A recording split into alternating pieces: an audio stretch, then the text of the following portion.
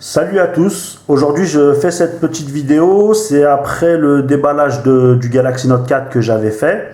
Donc là ça fait une semaine que je l'utilise quotidiennement et c'est une vidéo pour vous donner mon avis, mes impressions que j'ai sur ce téléphone. Donc lors de la vidéo du déballage que j'avais fait, donc on avait fait le contenu de la boîte, le tour du design, j'avais donné un premier ressenti. Là, ça fait une semaine que je l'utilise et je vais vous donner, selon moi, ses points positifs, ses gros points forts et ses points faibles. Donc, pour rappel, le Galaxy Note 4, il a un écran Quad HD, donc de 5 pouces 7, c'est du Super AMOLED et franchement, ça en jette de la couleur, ça en envoie. Moi, c'est ce que j'aime. C'est un peu plus flashy, c'est un petit peu moins naturel que sur d'autres terminaux. Mais moi vraiment c'est ce que j'aime, c'est le point fort du téléphone. Et d'autant plus que son écran n'est pas du tout gourmand et le téléphone ne chauffe pas du tout, contrairement au G3. Donc ce que nous dit Samsung, c'est que c'est 25% plus net que de la Full HD. Et bon, faut vraiment aller comparer entre un Quad HD et un Full HD pour voir les différences, sinon à l'œil nu comme ça on verra pas. D'autant plus que quand on regarde une vidéo sur YouTube, elle n'est pas en Quad HD, on ne trouve pas le format 2K encore en vidéo disponible de partout. Donc on ne profite pas vraiment de l'écran, on va dire. Alors il a 3,7 millions de pixels, c'est du 2560 par 1440. Donc son concurrent direct en termes d'écran, c'est le G3. Et ça n'a rien à voir. J'avais fait une vidéo sur le G3 aussi, le LG G3, et sincèrement, ça n'a rien à voir. C'est deux mondes différents, c'est le jour et la nuit entre les deux mobiles. Donc après, ce qu'on retrouve à l'intérieur, c'est un processeur Snapdragon 805 cadencé à 2,7 GHz, c'est un quad-core bien sûr. Il a 3 Go de RAM et 32 Go de ROM. On peut mettre une SD jusqu'à 128 Go. C'est un plus pour un téléphone, hein. C'est pas tous les téléphones où on peut rajouter une SD, c'est pour ça que je le précise bien. Et il a une batterie de 3220 mAh avec la charge rapide. Ils disent qu'on peut recharger de 0% à 50% en 30 minutes. Et sincèrement, ça recharge vraiment rapidement. Et surtout que je vais beaucoup insister sur ça, le gros point fort du téléphone, c'est l'autonomie. L'autonomie, j'ai jamais eu un téléphone qui avait une aussi bonne autonomie. Pourtant, je l'utilise pas moins que les autres, pas plus que les autres, mais vraiment, il a une autonomie phénoménale. Donc, je vais refaire vite fait un tour du design. Je l'avais déjà fait, mais bon. Alors, la prise en main. Je vais commencer par le point faible. Selon moi, le plus gros point faible, c'est la prise en main. Il est pas très, comment dire, c'est pas très pratique de l'utiliser quotidiennement. Il est un peu gros, donc ceux qui auront des petites mains, c'est pas la peine d'en faire un téléphone de tous les jours. Il va être plus gênant qu'autre chose. Après, il est quand même fin. Dans la poche, on le sent pas trop. Il est moins maniable qu'un G3 par exemple. Je préférais la prise en main du G3 avec les boutons à l'arrière. Les boutons sur le côté, comme je disais dans la vidéo du déballage, le on-off, il est accessible. Le bouton volume plus moins, c'est un petit peu moins accessible. C'est accessible, mais bon, c'est tendu, quoi. Hein, c'est tendu. Après, j'aime vraiment ce contour en aluminium. Ça change vraiment des habitudes de Samsung. Ça ressemble au Galaxy Alpha. Donc niveau design, on va dire que c'est la suite logique du Note 3 avec les avancées actuelles en termes de design et de... Je vais mal refermer. Hop. Donc je vais aller sur un point, c'est l'écran. Donc l'écran, il a un superbe écran, il n'y a rien à dire, un écran magnifique. Les couleurs, c'est vrai que c'est un peu plus flashy. Bon, je sais pas si on le verra à la caméra. C'est un peu plus flashy. Les couleurs, elles sont un peu plus poussées, mais ça sature pas. Ça sature pas comme on a pu voir sur certains terminaux Samsung d'époque. Ça sature pas. C'est très agréable à regarder. Ça fait pas mal aux yeux. Moi, je l'utilise avec la luminosité automatique. Ça fait pas mal aux yeux.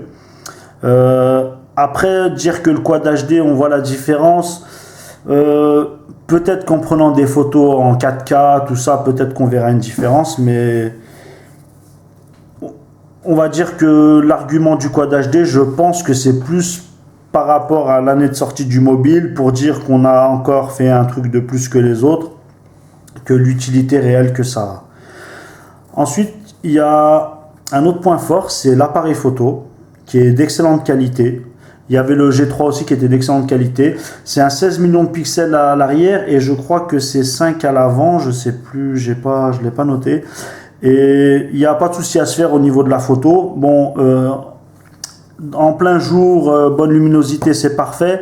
Après, quand ça commence à s'assombrir, quand il fait nuit, tout ça, bon, ça reste un téléphone, hein, c'est pas un appareil photo. Donc, il ne faut pas s'attendre à non plus des merveilles. En termes de fluidité, donc il est fluide comme pas possible. Il n'a pas de ralentissement, aucun bug. C'est la version 4.4.4 que j'ai eu d'origine avec le téléphone. Hein. Donc le TouchWiz est très pratique à utiliser. C'est vraiment l'argument que j'aime chez Samsung. C'est la surcouche TouchWiz qui est pour moi l'une des plus complètes. Elle a une très mauvaise réputation. Donc il y en a beaucoup qui disent qu'elle est buggée, qu'elle rame, qu'elle fait ralentir le téléphone. Non, moi le téléphone il ralentit pas, il rame pas. Mon Note 3 que j'avais, c'était la même chose, il ramait pas, il ralentissait pas. Après, c'est vrai que quand on va regarder dans la consommation du téléphone, alors si là, quand on va regarder dans la consommation du téléphone, l'écran, bon, il prend 53%, bon, il est allumé depuis un moment. Le système Android, il prend déjà 13%. C'est déjà, je trouve que c'est quand même élevé quand je compare avec le, je sais pas si on va bien voir. Quand je compare avec le OnePlus, c'est moins de 10% et le système d'exploitation Android en dessous, c'est moins de 7% encore. Donc là, c'est 11 et 13. Et encore, hein, tout à l'heure et hier, quand je regardais, j'étais à 19. Donc, ça paraît gourmand, mais ça se répercute pas trop sur l'autonomie du téléphone. Donc, comme je disais, l'autonomie, elle est vraiment excellente. J'ai fait en utilisation normale, hein, pas trop poussé, parce que moi je suis un consommateur de mobile, c'est incroyable, je suis tout le temps dessus. J'ai essayé de me modérer un petit peu, de faire une utilisation normale, et j'ai tenu 1 jour et 6 heures avec. Donc j'avais jamais tenu autant de temps avec un téléphone en me modérant ou pas. Modérer, ça veut dire vidéo, ça veut dire mail, ça veut dire SMS, appel, ça veut dire mes différentes applications. Mais bon, pas en restant des heures et des heures dessus et sans jouer à jeu. Après, il y a aussi une petite... j'ai entendu que, soi-disant, il chauffait un peu, que quand on jouait à des jeux, là, le processeur il perdait dans sa puissance. J'ai fait le test, j'ai joué à Asphalt 8 pendant un quart d'heure. Le téléphone n'a pas chauffé. Il a beaucoup moins chauffé que le LG G3. D'ailleurs, vous verrez dans ma vidéo du LG G3, le jeu Asphalt 8, il voulait même plus se lancer. Donc... Et l'autonomie, elle était toujours aussi bonne. Et la performance, elle était toujours aussi bonne. Donc, je vais vous montrer tout de suite, comme ça on passera à autre chose. Le bench que j'ai fait. Donc, si je retrouve les historiques. Alors, on va le laisser initialiser. 45 802. C'est fantastique comme il dit. Bon, moi, je me base pas trop sur les benches, hein. C'est plus pour vous qui aimez les scores, les chiffres, voir les gros chiffres. 45 802, à savoir que ça, c'était après un quart d'heure de Asphalt 8. Hein. Asphalt 8, c'est un gros jeu gourmand qui tire bien sur le processeur. Donc, et le bench que j'ai fait avant de jouer, justement, j'en ai fait un avant et après pour voir. Donc, historique. Le bench que j'ai fait avant, il était à 40 159. Donc, selon lui, il était plus performant après qu'avant d'avoir joué. Donc, aucun ralentissement, le jeu hyper fluide, les couleurs super belles. Je vais vous montrer après, je vais vous faire un petit tour. Donc, puisqu'on est là, je vais vous montrer un peu ce qu'il nous dit Mister Antutu. Alors bon, c'est bien le Note 4, 4.4.4, le Qualcomm Snapdragon 805, l'Adreno 420 qui est très bon. L'Adreno 420 il est très bon, franchement ça n'a rien à voir avec le 330. La résolution 1440 par 260, 16 millions à l'avant. L'IMEI, on s'en fout un peu. Alors c'est du 32 bits, 64 bits, j'ai pas eu encore l'occasion de... Je sais pas si on voit bien. J'ai pas eu encore l'occasion de toucher aux 64 bits. Donc, qu'est-ce qui pourrait nous intéresser? 640 dpi, c'est énorme pour un téléphone, c'est vraiment énorme. Après, je sais pas si réellement on arrive à voir la différence. Donc, alors... Par contre, c'est un téléphone qui est hyper complet. Il a tous les sensors, il a le gyroscope, l'accéléromètre, capteur de luminosité, la boussole, enfin le compas, capteur de proximité, le gyroscope. Je l'ai déjà dit, mais bon, il est noté 2 fois. Il est noté une fois gyroscope, une fois gyro. Il a le capteur de température qui est non supporté. Il a le baromètre. Il n'a pas le capteur de température ambiante. Il n'a pas le capteur d'humidité relative, mais j'ai jamais vu de téléphone avec ça. Et capteur d'accélération linéaire présent, capteur de rotation présent. Donc il est vraiment complet. Je trouve qu'il n'y a pas plus complet que ce téléphone. Il a tout. Franchement, il a tout. Le design, il est pas moche. C'est pas le plus joli, mais il est pas moche. Il a le stylet, et c'est même le seul à avoir un stylet. Il a l'appareil photo qui suit bien. Il a le lecteur d'empreintes. Moi, je m'en sers simplement pour les applications qui demandent un paiement en ligne, tout ça, pour le paiement en ligne, tout ça. J'ai pas eu l'occasion de m'en servir encore, mais j'ai enregistré mon empreinte pour ça. Le capteur, le capteur de pression artérielle, je sais plus comment on appelle ça. Là, c'est le flash, l'appareil photo. Il a même un capteur d'UV apparemment. Il aurait même un capteur d'UV. Moi, je me sers pas de l'application santé. Donc, j'ai pas eu trop l'occasion. Je l'ai testé, je l'ai essayé. Apparemment, ça fonctionne bien. Mais pour moi, c'est complètement gadget. C'est totalement gadget. C'est d'aucune utilité. Si je voulais un cardio-fréquence-mètre, je le prendrais sur une montre connectée. Et encore... je sais pas trop, moi j'en ai pas l'utilité, donc c'est plus gadget, on va dire, c'est un argument qui complète le téléphone, mais c'est gadget, on s'en sert pas tous les jours. Alors le stylet, il est plus complet, il est un peu plus complet que le Note 3. Donc le Note 3, je l'ai eu un moment, donc ça s'ouvre pareil, c'est à peu près les mêmes fonctions, c'est très complet, on l'utilise pas tous les jours. Certes, c'est pratique quand on l'utilise, mais pour moi, c'est pas l'argument premier du Galaxy Note. C'est pas l'argument premier du Galaxy Note parce que depuis que je l'ai en une semaine, j'ai dû le sortir 3 fois. C'est 3 fois pour le tester. Mais c'est pratique. C'est pratique pour la prise de notes rapide, pour la prise de mémo rapide. On peut, par exemple, je vais faire un petit test. On écrit, je sais pas moi, un numéro de téléphone.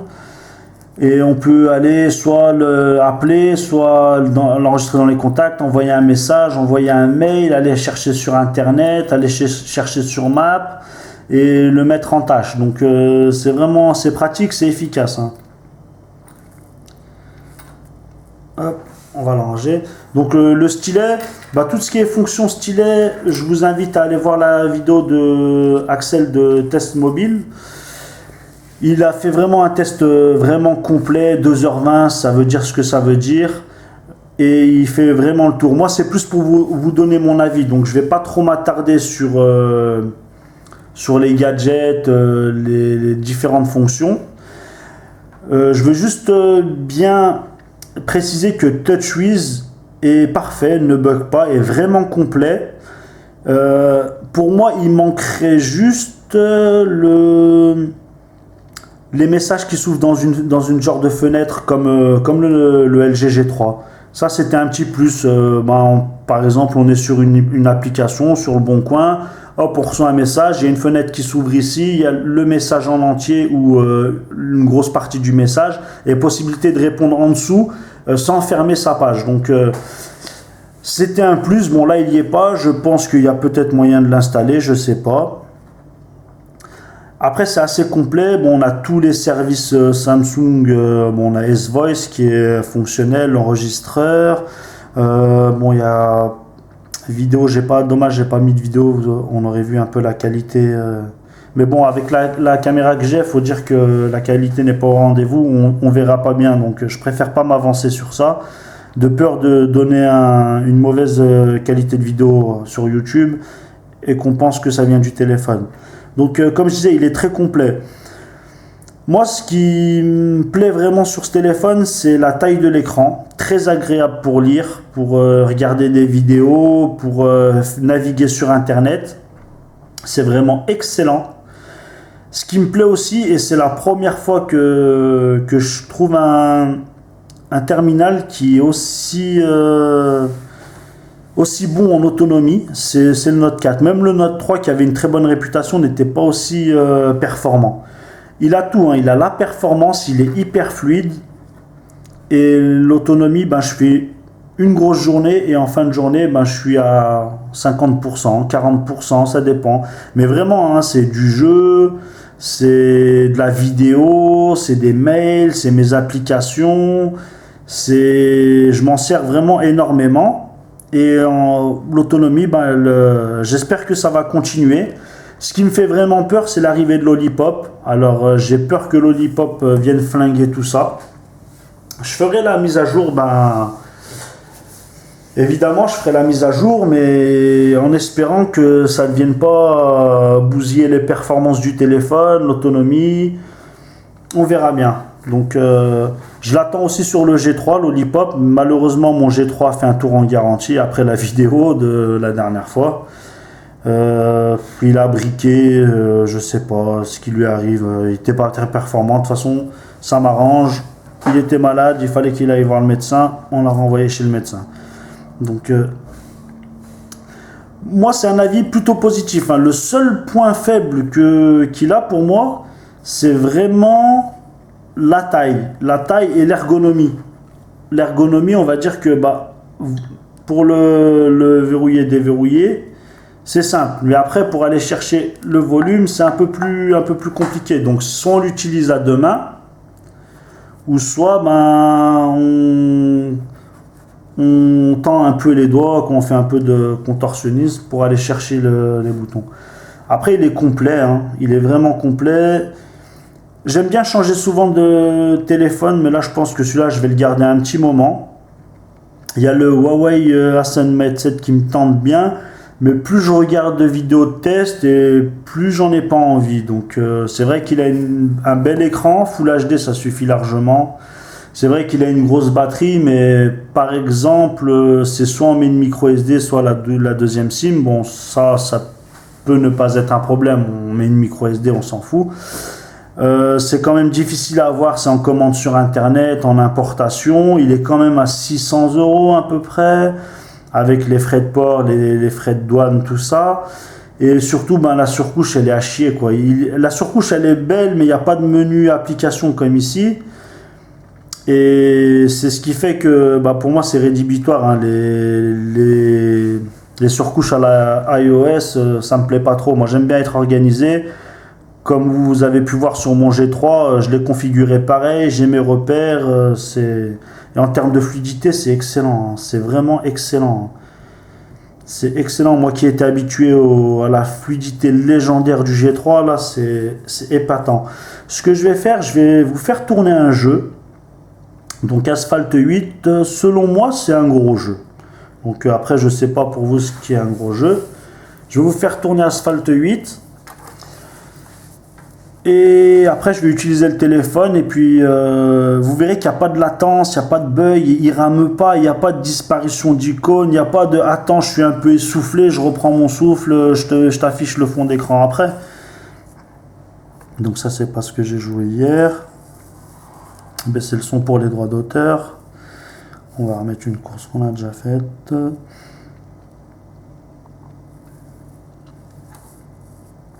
On va pousser la luminosité à fond. Non, il est vraiment excellent. Après, c'est dommage, j'ai une caméra standard, donc on verra pas bien le graphisme. Je sais pas si ça sera fluide sur la vidéo, mais il n'y a aucun problème pour les jeux. Il n'y a aucun problème pour les vidéos. Ça rame pas, hein. C'est vraiment fluide. C'est excellent. Même le jeu en termes de fluidité, c'est excellent, hein. C'est excellent, vraiment.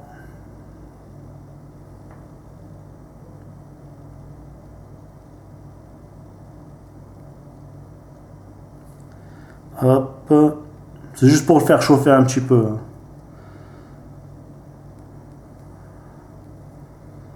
Pas évident de jouer à travers la caméra. Mais hier, comme je dis, hein, hier j'ai joué pendant à peu près un quart d'heure, 20 minutes. Et franchement, il a pas chauffé. Boum. Allez, la Audi TT chez Boiton. Hop.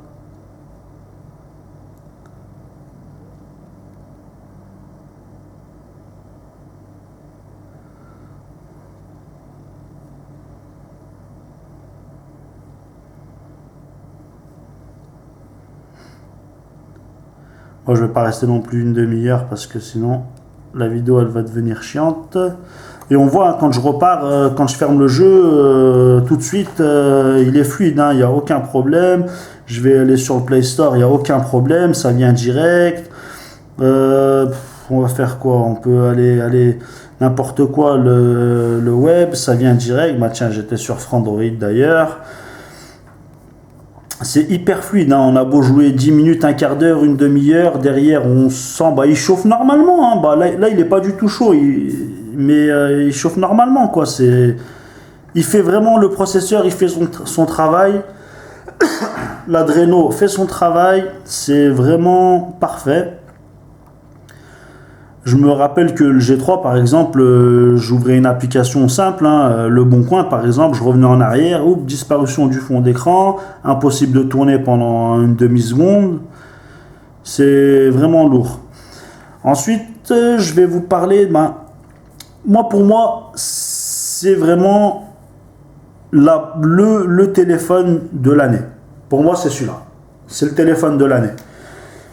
Il y aurait pu avoir le G3 s'il était plus fluide, s'il était vraiment performant, j'aurais dit le G3. Mais là, en termes de performance, c'est le Note 4. Pour moi, c'est le téléphone de l'année. Le téléphone qu'on a chez nous, hein, qu'on a chez nous ici en France, accessible à tout le monde.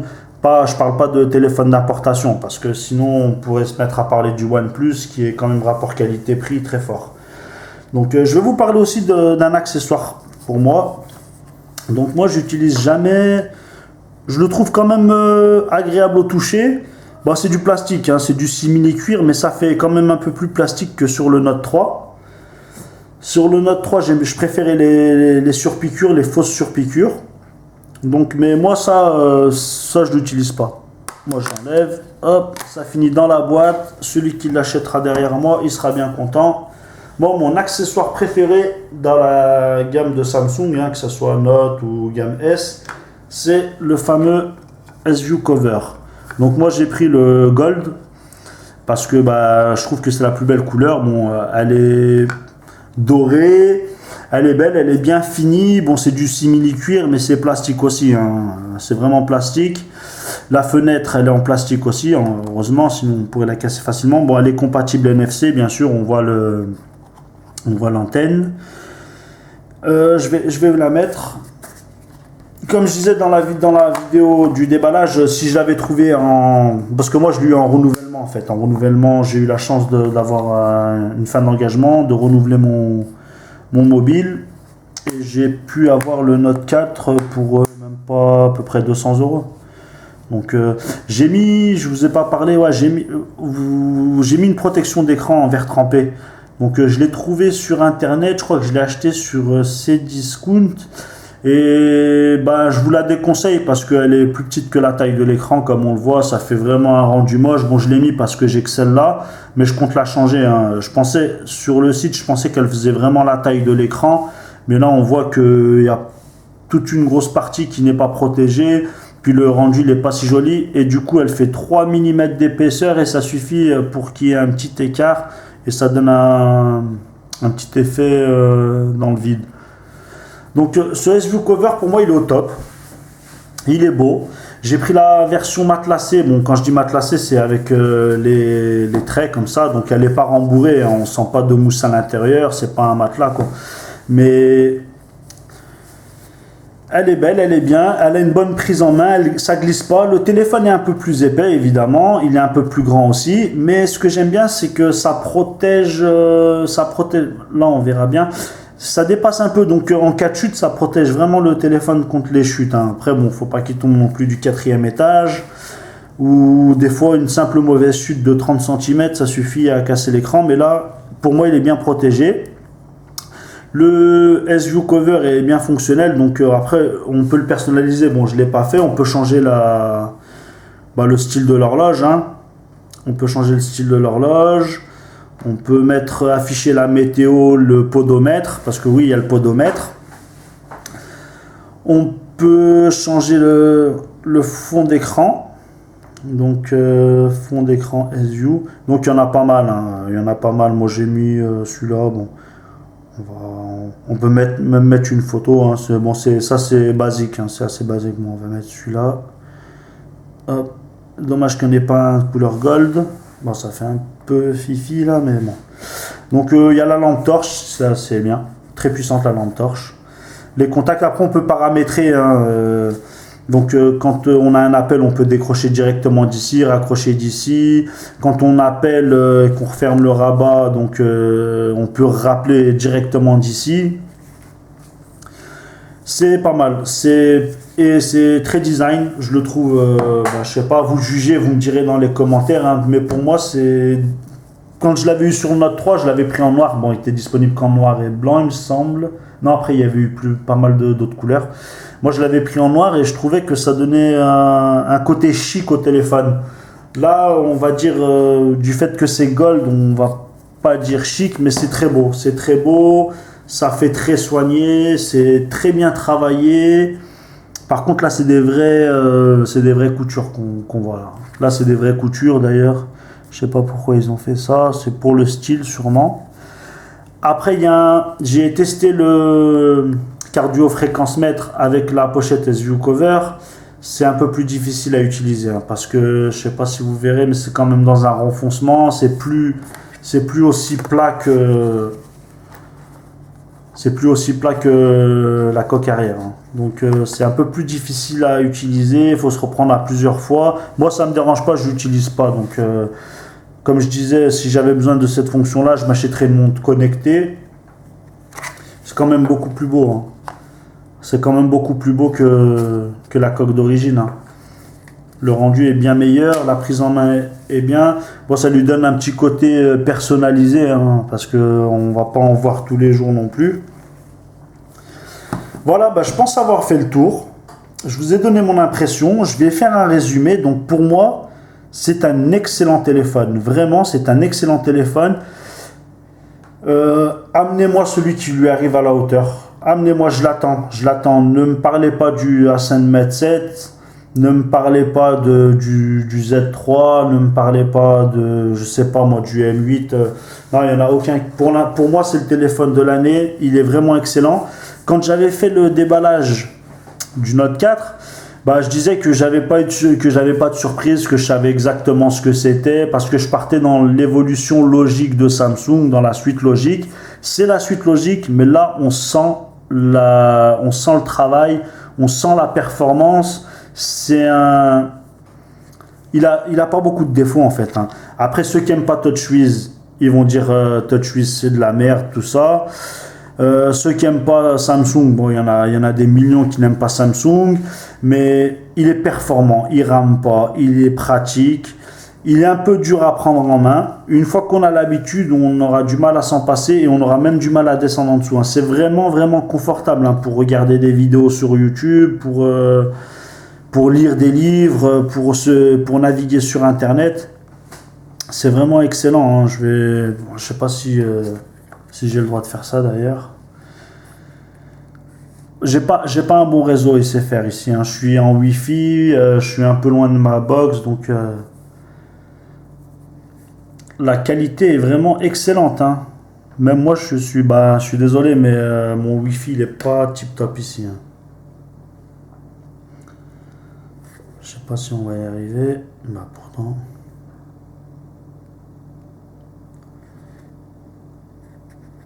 Ça c'est le multitâche. Je touche à tout et n'importe quoi. Ah là là.